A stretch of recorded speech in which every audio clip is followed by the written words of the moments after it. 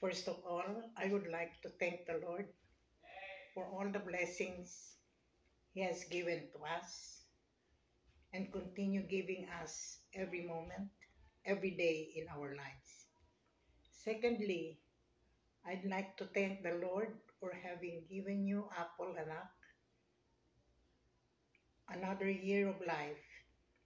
Today is your birthday, and I would like to let you know how happy I am to see you at the peak of your career,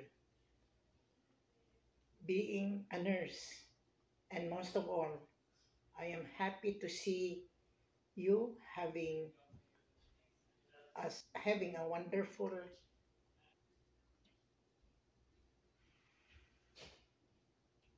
and successful life with your family, children, with your family, your two children, Isa and Rafa.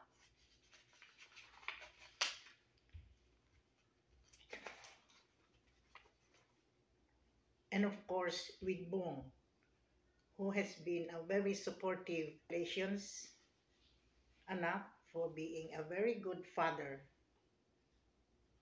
generous, loving father to your family.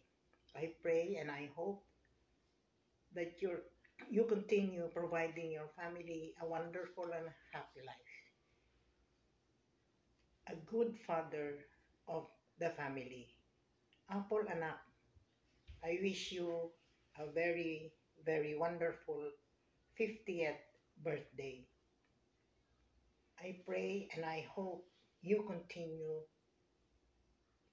being a wonderful wife to Bong and as much as a wonderful mother to Isa and Rafa.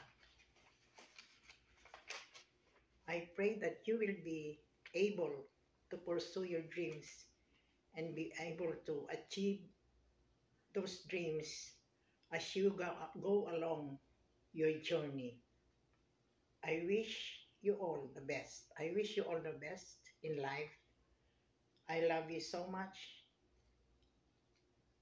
and very, very happy birthday.